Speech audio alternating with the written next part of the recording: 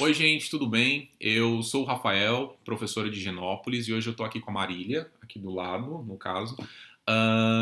E ela também é professora de Higienópolis, e a gente vai estar falando hoje no tópico de como eu sei que meu filho está aprendendo mesmo. Então, basicamente, a gente vai passar pelos cursos da cultura, né, bem brevemente, explicar o que é esperado desses cursos e como que a gente consegue averiguar, né, ter a certeza ou saber de como que o aluno está aprendendo ou o que ele está aprendendo, né?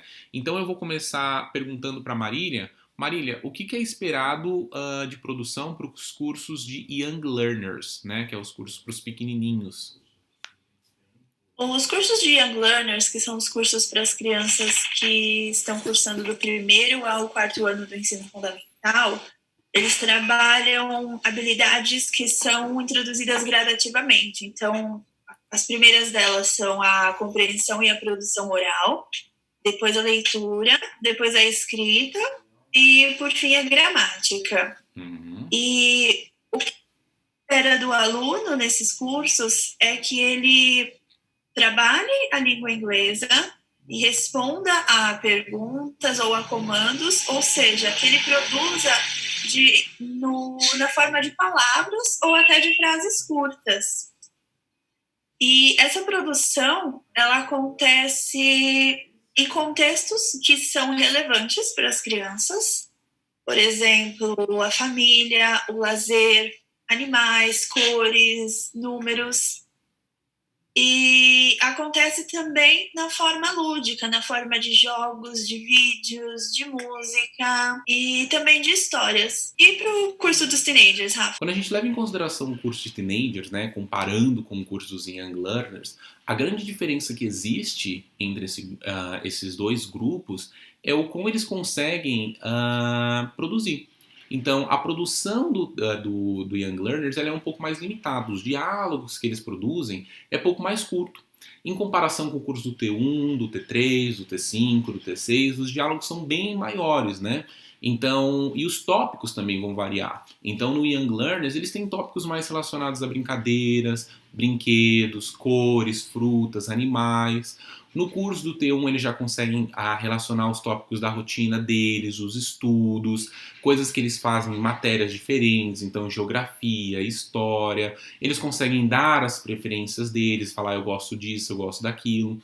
Não é que lá no curso do Young Learner eles não falam eu gosto, eu não gosto. É que nesse estágio inicial ele consegue até justificar o porquê que ele gosta, né?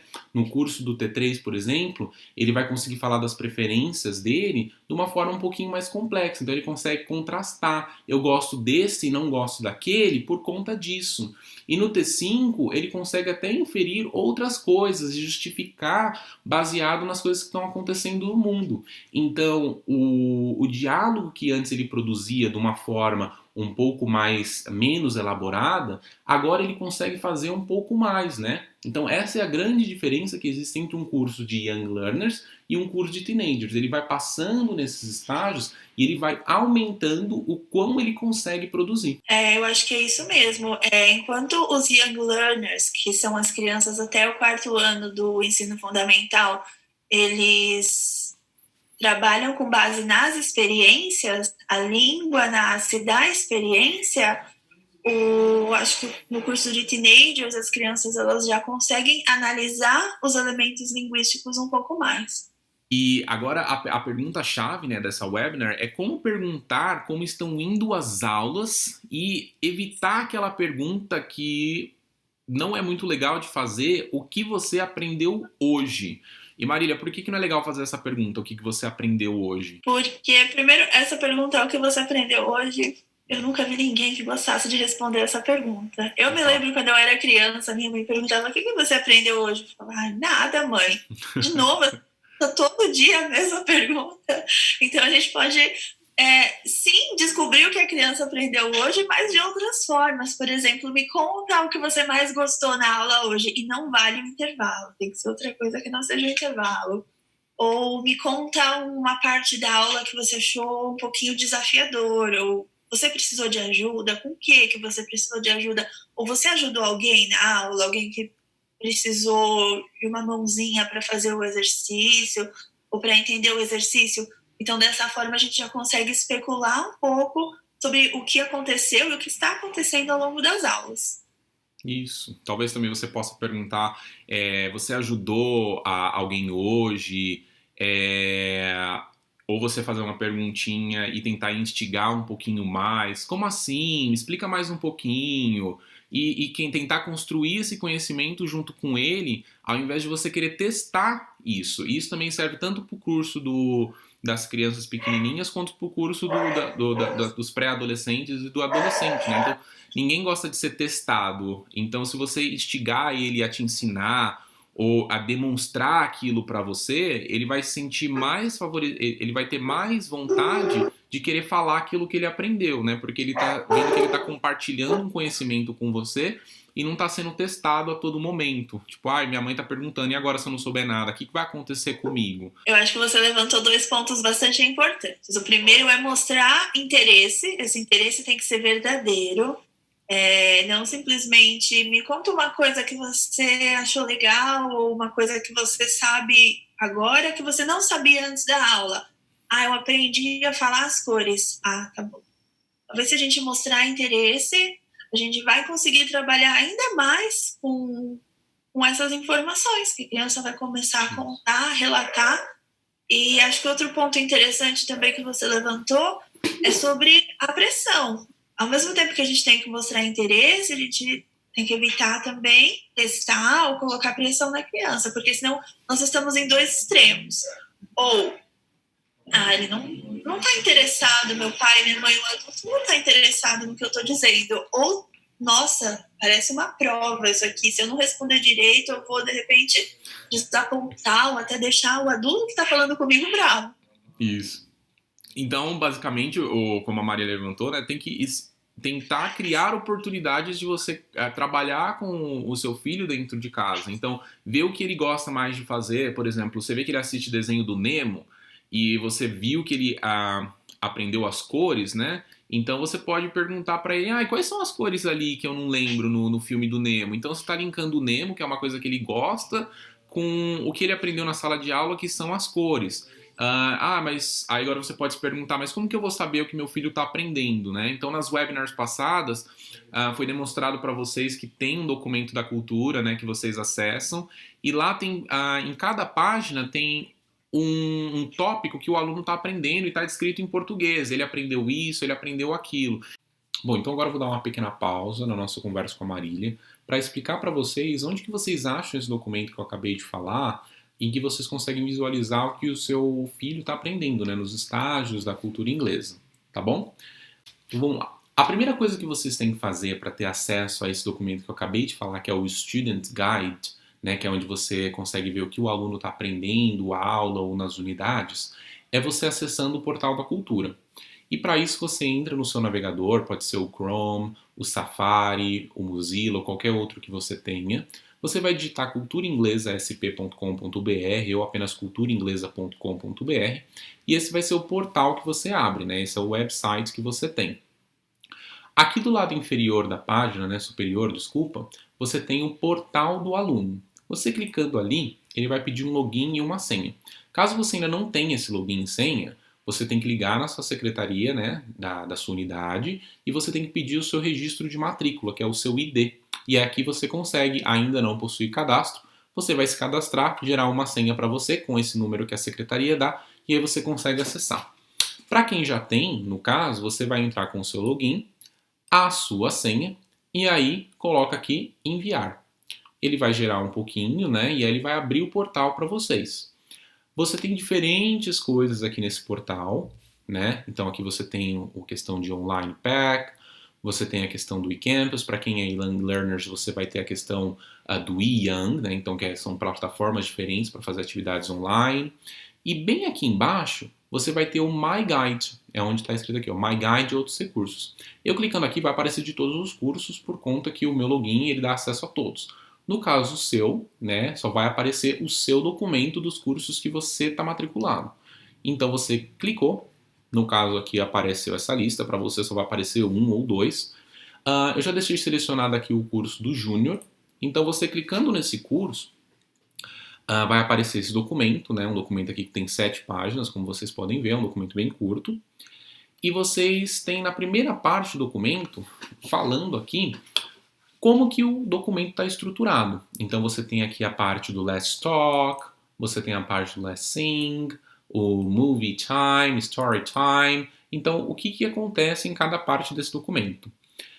E aqui você já tem a introdução à primeira unidade. Como você pode ver, aqui são os contextos que eles vão estar trabalhando. Então, eles vão estar trabalhando food, drink, animals, numbers, então comida, bebida, animais, os números, games, que são jogos. E aqui você vai ter o diálogo que eles vão estar produzindo durante a diferentes aulas, né? Então, eles vão estar falando das coisas favoritas deles, eles vão estar soletrando diferentes coisas, falando do nome e assim por diante, né? O que você pode fazer com esse documento, que é o mais importante? Então você pega aqui, por exemplo, o contexto de animais. Então você percebe que seu filho gosta de assistir bastante o Nemo, por exemplo. Você pode falar assim, filho, quais são os animais que está aparecendo aí que você consegue reconhecer em inglês? E aí ele pode falar, ou você pode perguntar, filho, qual que é o animal ali em inglês que você mais gosta?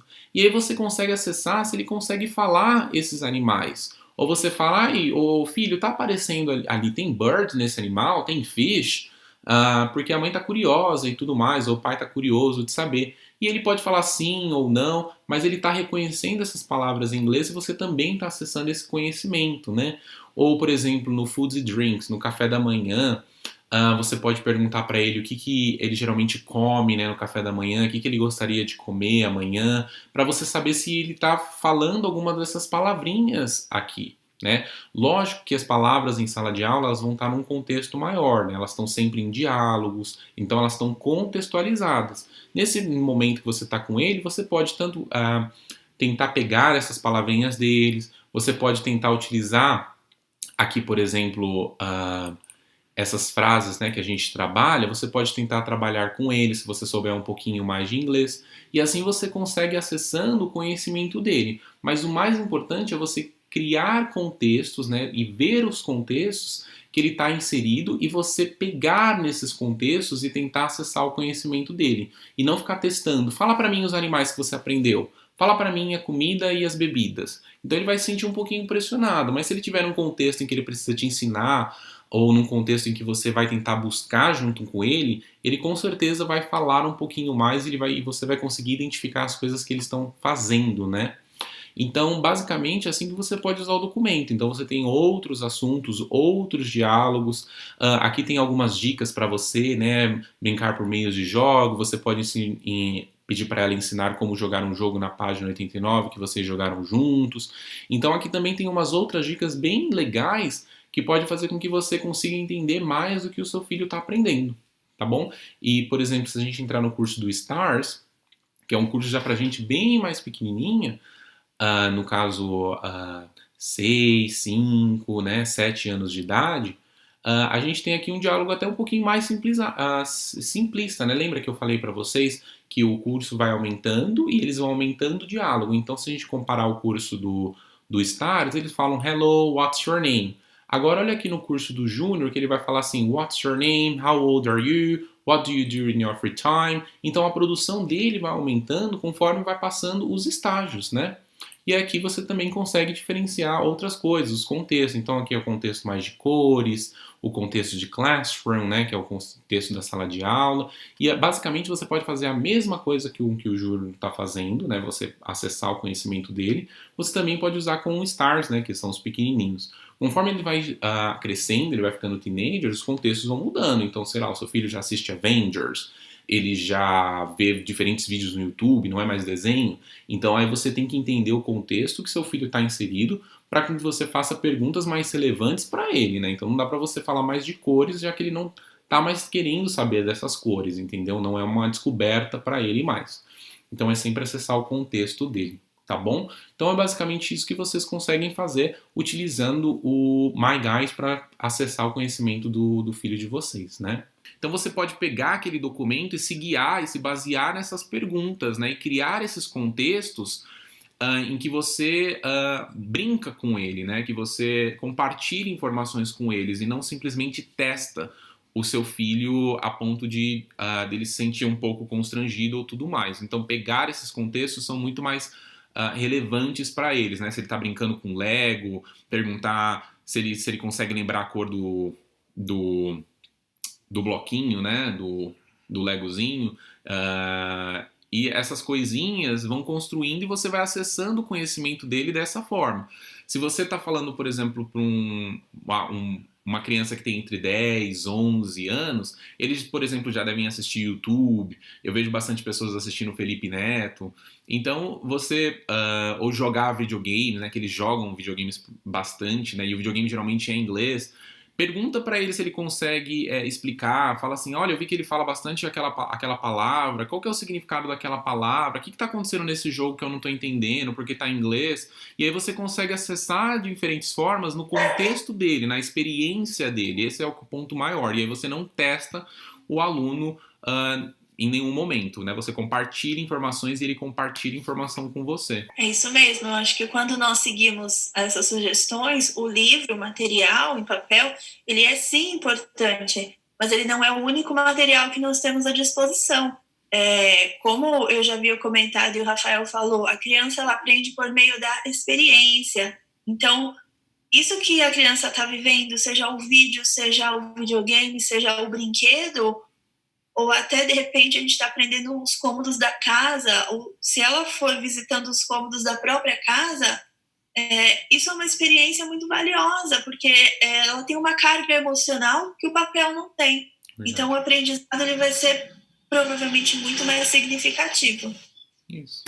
Então, para fechar, né, a nossa webinar, como que você pode saber o que o seu filho está realmente aprendendo hoje? É realmente pegar lá o Student Guide, né, que é o documento para o aluno, para você, pai, né, e ir criando essas oportunidades com o seu filho ao modo de investigar o que ele está aprendendo. E lembrar que você não tem que testar ele, você tem que compartilhar informações com ele e ele tem que se sentir acolhido nesse compartilhamento de informações, né? Marília, você quer falar mais alguma coisa? Tudo que você falou está bem claro. Principalmente a questão do acolhimento, porque nós aprendemos melhor, seja o que quer que for, quando nós confiamos em quem está do nosso lado nesse processo de aprendizado.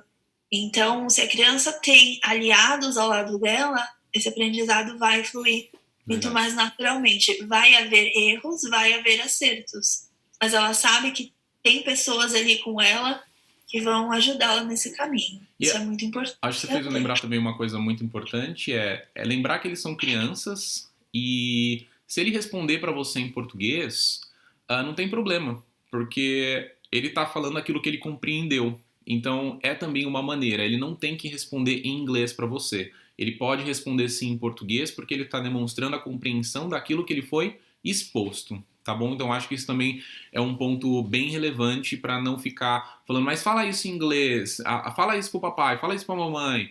Isso é uma forma de testar também. Então ele vai, a alguma certa hora, falar aquilo que ele aprendeu. Então cada um tem o seu tempo, certo? E tem crianças que têm vergonha também de falar com a família em inglês, né? Nós temos alunos que participam super bem durante as aulas, e quando eles precisam se comunicar com a família, eles se sentem naturalmente mais tímidos, porque eu nunca falei inglês com minha família. De repente, nossa, é uma situação que é extraordinária para eles. Então, pode acontecer também. Não significa o fato da criança estar respondendo em português que ela não sabe. Pelo contrário, como o Rafael disse, está havendo um processo de compreensão. Mas, por algum motivo, ela optou por usar o português para a resposta. E tudo bem. Não. Então, gente, muito obrigado, né, por assistir essa webinar e estamos aí, né? Tchau, tchau para vocês. Obrigada a todos, tchau.